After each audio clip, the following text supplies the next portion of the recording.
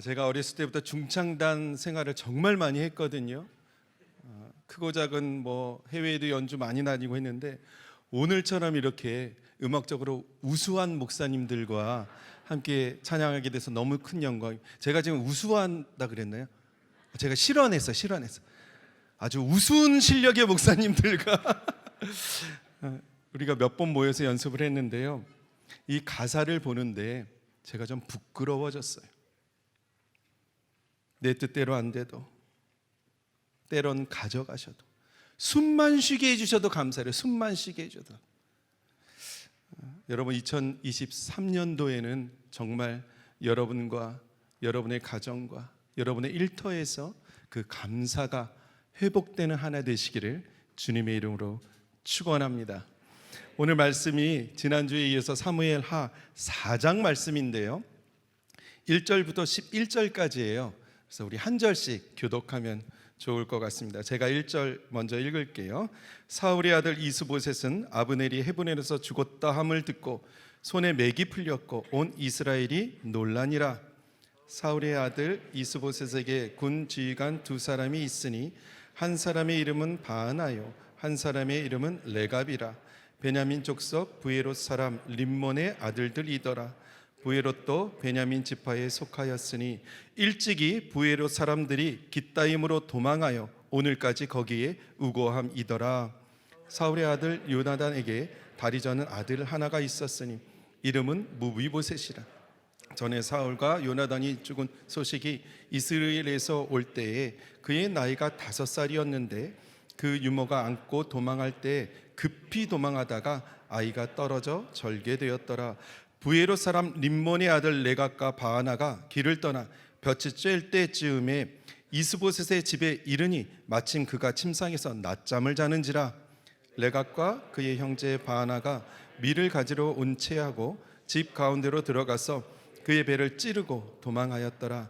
그들이 집에 들어가니 이스보셋이 침실에서 침상 위에 누워 있는지라. 그를 쳐 죽이고 목을 베어 그의 머리를 가지고 밤새도록 아라밧길로 가 헤브론에 이르러 다윗 왕에게 이스보셋의 머리를 들이며 아뢰되 왕의 생명을 해하려 하던 원수 사울의 아들 이스보셋의 머리가 여기 있나이다. 여호와께서 오늘 우리 주 대신 왕의 원수를 사울과 그의 자손에게 갚으셨나이다 하니 다윗이 부에롯 사람 림몬의 아들 레갑과 그의 형제 바하나에게 대답하여 그들에게 이르되 내 생명을 여러 환난 가운데서 건지신 여호와께서 살아계심을 두고 맹세하노니 전에 이 사람이 내게 알리기를 보라 사울이 죽었다 하며 그가 좋은 소식을 전하는 줄로 생각하였어도 그를 잡아 시글락에서 죽여 그것을 그 소식을 전한 가품으로 삼아 함께여 하물며 악인이 의인을 그의 집 침상 위에서 죽인 것이겠느냐. 그런즉 내가 악인의 피 흘린 죄를 너희에게 갚아서 너희를 이 땅에서 없이 하지 아니하겠느냐 하고. 아멘. 오늘 말씀의 처음은 북이스라엘의 실세 아브넬이 죽었다라는 소식으로 시작합니다. 1절 말씀 한번 띄워주세요. 한번 같이 읽어볼까요? 1절 말씀 떴나요? 시작.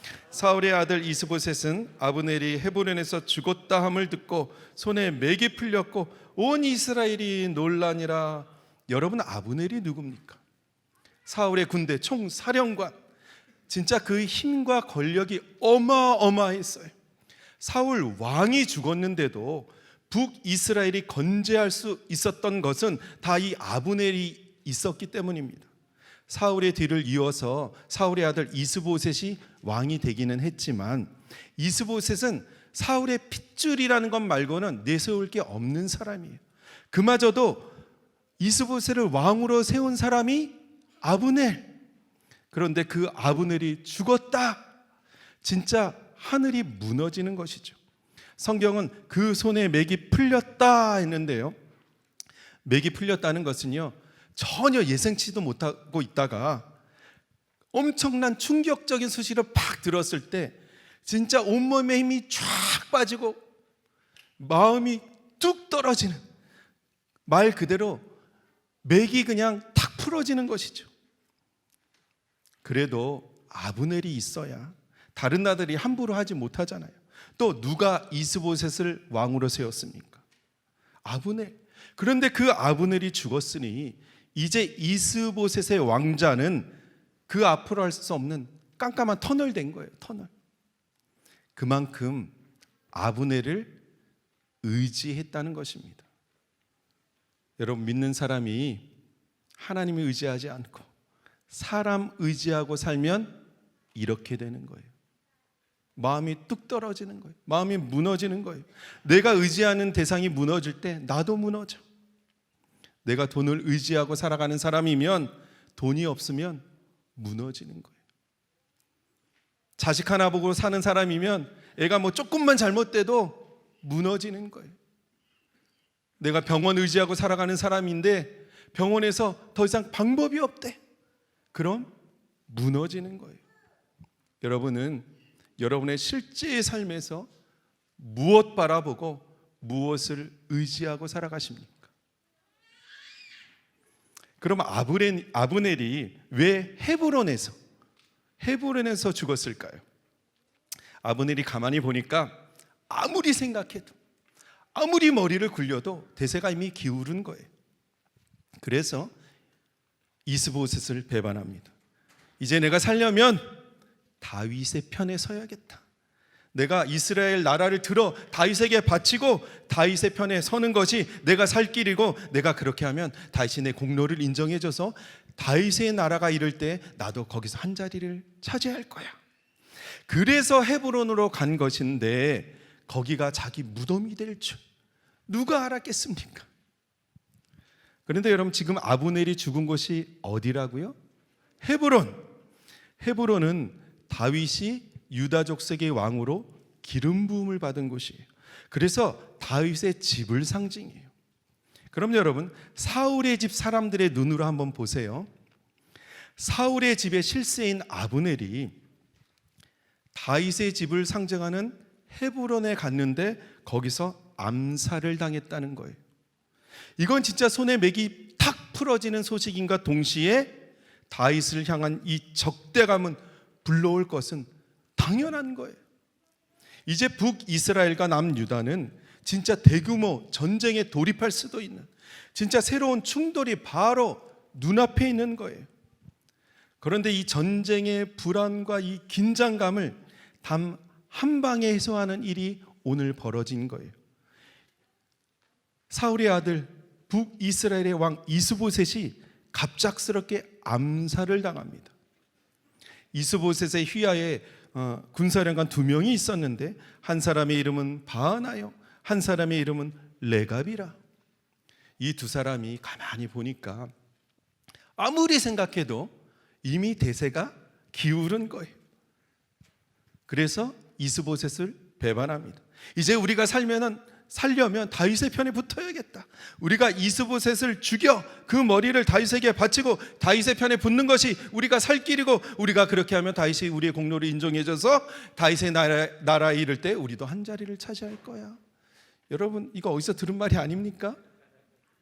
하여간 바하나와 레갑이 이스보셋을 죽이려고 가요. 그것도 대낮에. 사무엘하 4장 5절과 6절 말씀 우리 함께 읽을게요. 시작.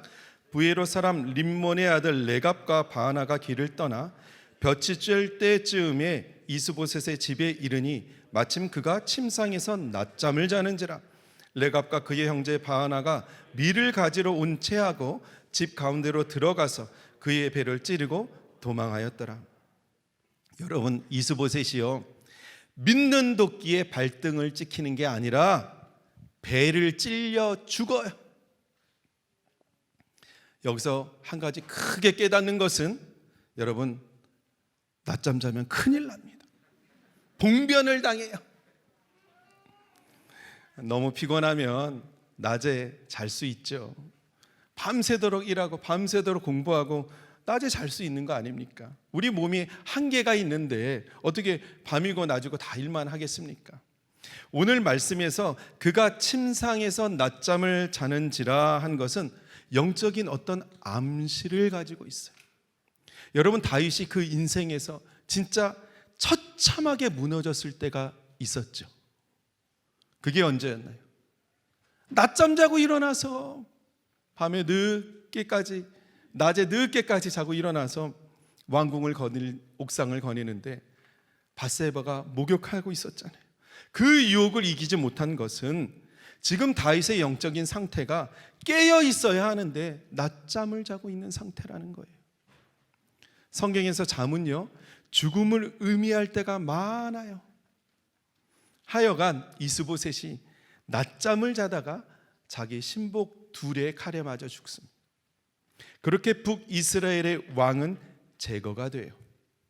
바하나 레갑이 이스보셋의 머리를 들고 이제 밤새도록 다윗의 집 헤브론으로 가는 거예요.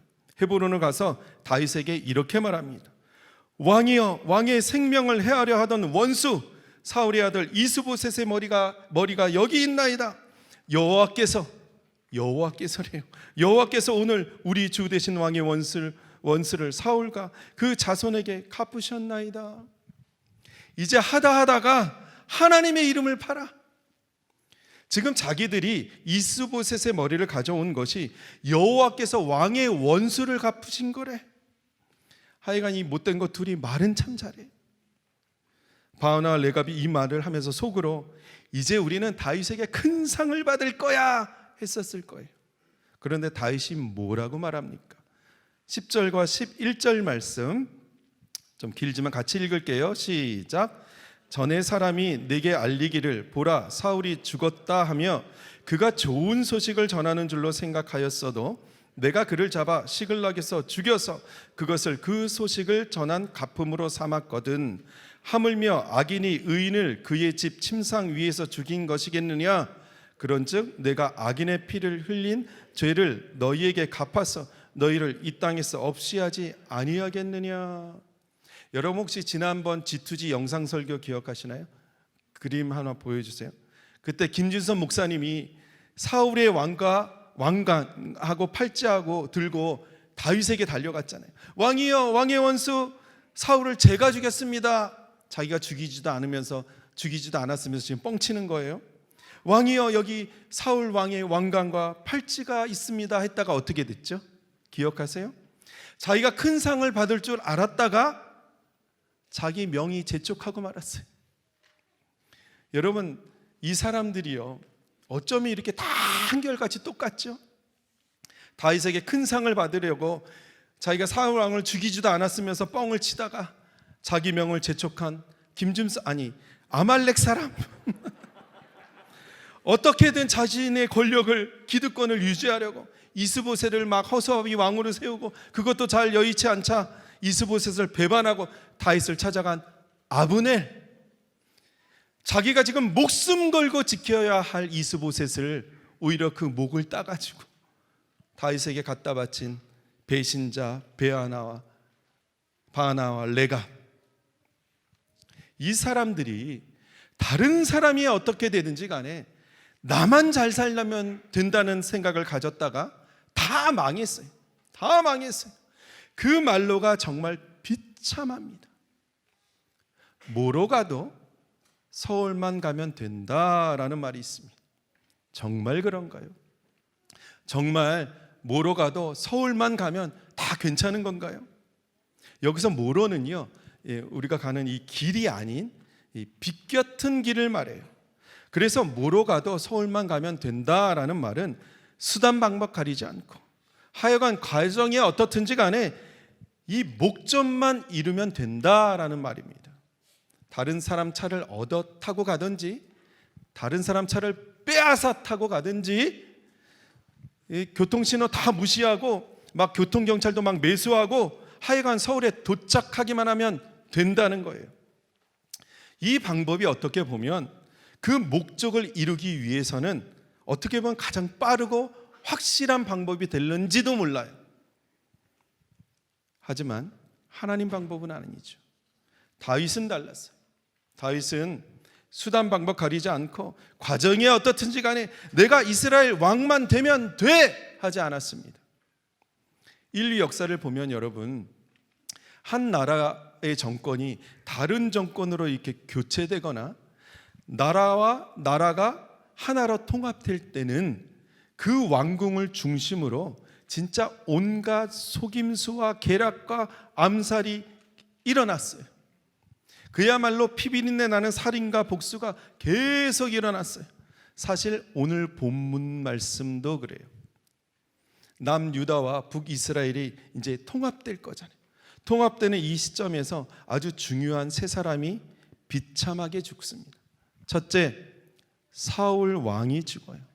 이 소식을 듣고 다윗은 사울의 죽음을 진심으로 슬퍼했어요. 진심으로 슬퍼하고 애가를 불렀어요. 그 슬픈 노래의 제목이 활노래. 둘째, 북이스라엘의 실세 아브넬이 죽어요. 이 소식을 듣고 이스보셋은 진짜 그 손에 맥이 탁 풀어졌어요. 하지만 다윗은 이때도 소리를 높여 크게 울고 아브넬을 위해 금식해요. 금식하고 애가를 불러요. 셋째, 사울의 아들이자 북이스라엘의 왕 이스보셋이 죽어요. 그런데 이 세 사람의 죽음과 다윗과는 아무런 관련이 없어요. 사울은 블레셋과의 전쟁에서 죽었고 아브넬은 다윗의 오른팔인 요압에게 죽어요. 얼마 전에 아브넬이 요압의 동생을 창으로 찔러 죽인 일이 있었거든요. 요압이 계략을 써서 아브넬의 배를 찔러 죽입니다. 그렇게 자기 동생의 원수를 갚아요. 그리고 오늘 이스보셋은 여러분이 알다시피 낮잠 자다가 죽어요. 여러분, 이것이 중요합니다. 이제 다윗은 어떻게 되든지 간에 하나님의 약속대로 이스라엘 왕으로 기름 부음을 받고 예루살렘으로 올라갈 거예요. 하지만 예루살렘으로 올라가는 그 길이 속이고 배반하고 칼로 막 찌르고 힘으로 빼앗고 원수 같고 피를 흘리는 길이 되면 안 되잖아요. 다윗은 그 모든 피 흘림에 개입하지도 않았고 오히려 그 죽음을 슬퍼하고 애가를 불렀어요. 그렇게 다윗은 자신의 무죄를 이스라엘 백성들에게 알렸고 이스라엘은 다윗의 이 모습을 보고 기뻐했습니다. 여러분, 뭐로 가도 서울만 가면 되는 게 아니에요. 여러분 주위에 뭐로 가도 서울만 가면 돼, 이 말을 자주 하는 사람이 있다면 빨리 정리하세요. 세상은 힘으로 빼앗고 복수하고 하여간 나만 잘 살면 돼, 뭐로 가도 서울만 가면 돼 라고 말하지만 아무리 선한 목적이라도 그 선한 목적을 이루기 위해서 불의를 행한다? 말도 안 되죠. 말도 안 되죠. 다윗의 나라는 장차 이 땅에서 이루어질 메시아 왕국을 감추고 있기 때문에 그래요. 사람 의지하고 잔머리 굴리고 칼로 막 찌르고 싸우는 세상의 힘과 방법이 아닌 하나님이 주셔야 받는 나라이기 때문에 그래요. 여러분, 하나님이 주셔야 받는 거예요. 이것이 우리의 실제의 삶에서 정말 중요합니다. 믿는 사람은 하나님이 주셔야 받는 거예요. 하나님이 여러분과 여러분 가정과 우리 교회를 통해 이루고자 하시는 일이 있다면 우리는 다윗과 같이 나의 인생의 크고 작은 선택의 기로에서 하나님을 선택하는 거예요. 하나님께 기도하고 기다리는 거예요. 내가 막 조급해져 가지고 안절부절 못하고 내가 그 일을 이루려고 잔머리 굴리다가는 아브넬처럼 되는 거예요. 바하나와 레갑처럼 되는 거예요. 어리석은 아말렉 사람 되는 거예요. 그러니 여러분, 아무리 억울해도, 너무 억울해, 아무리 억울해도 복수의 칼날 꿈도 꾸지 마세요. 주님 바라보고 주님을 기뻐하면 주님이 해결하실 거예요. 다윗이 헤브론에서 7년 6개월을 지내는 동안에 하나님이 다윗의 정적들을 하나하나 다 쓸어버리세요. 그때 다윗이 자기 손에 피 한 방울 묻히지 않았어요. 주님은 오늘도 주님 바라보고 주님을 기뻐하는 사람들을 위해 일하시는 줄 믿습니다. 그런데요, 오늘 이 사무엘하 4장 말씀 중에 표현이 좀 그렇지만 진짜 생뚱맞은 구절이 한 절 나와요. 이게 4절 말씀인데요. 4절 말씀 같이 읽어볼게요. 시작. 사울의 아들 요나단에게 다리 저는 아들 하나가 있었으니 이름은 무비보셋이라. 전에 사울과 요나단이 죽은 소식이 이스라엘에서 올 때에 그의 나이가 5살이었는데 그 유모가 안고 도망할 때 급히 도망하다가 아이가 떨어져 절개되었더라. 무비보셋은 다윗과의 절친, 소울메이트 요나단의 아들입니다. 그런데 요나단과 사울이 한날에 죽었잖아요. 그 죽음의 소식을 들었을 때 이 유모가 이 아이를 안고 급히 도망하다가 그만 떨어뜨린 거예요. 그때가 5살이었는데 그때부터 다리를 절개되었다라는 말씀입니다. 도대체 이 말씀이 여기에 왜 들어갔느냐 말이에요. 첫째, 패망으로 치닫는 이 사울의 집의 비참한 종말을 보여주고 있어요. 여러분, 무비보셋이 요나단의 아들이에요. 그런데 아버지 요나단과 할아버지 사울 왕이 한날에 죽어요. 그때 자기도 불구가 돼. 이제 아무도 나를 돌볼 사람이 없다는 거예요. 둘째는 이것이 정말 중요한데요. 둘째가 정말 중요해요. 여러분, 이 비참한 말로에 서 있는 이 무비보셋을 누가 돌봐줍니까? 다윗이 돌봐줘. 다윗이. 사무엘하 9장 말씀이요. 1절 우리 같이 읽어볼게요. 시작. 다윗이 이르되 사울의 집에 아직도 남은 사람이 있느냐? 내가 요나단으로 말미암아 그 사람에게 은총을 베풀리라 하니라. 그래서 무비보셋이 있습니다 해가지고 데리고 와요. 7절 말씀 시작. 다윗이 그에게 이르되 무서워하지 말라. 내가 반드시 내 아버지 요나단으로 말미암아 내게 은총을 베풀리라. 내가 내 할아버지 사울의 모든 밭을 다 내게 도로 주겠고 또 너는 항상 내 상에서 떡을 먹을지니라 하니. 여러분, 다윗의 나라에서 이 무비보셋을 왕자 중에 한 사람처럼 왕의 상에서, 왕과 같은 상에서 왕과 같은 음식을 먹는다는 게 무슨 뜻인가요?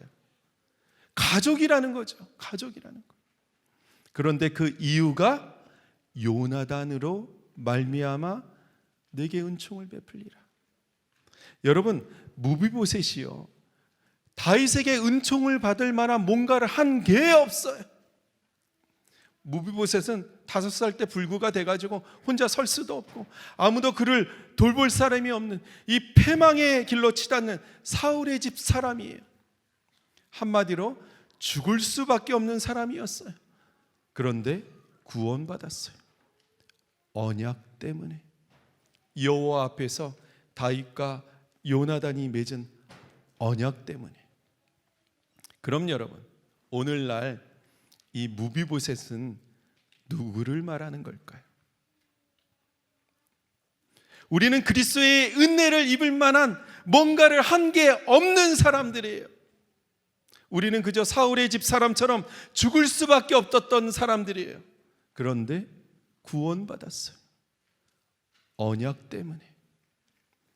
여러분, 우리가 받은 모든 은혜 중에서 정말 많은 은혜를 받았는데 우리가 받은 모든 은혜 중에서 구원받은 은혜보다 더 큰 은혜가 있을까?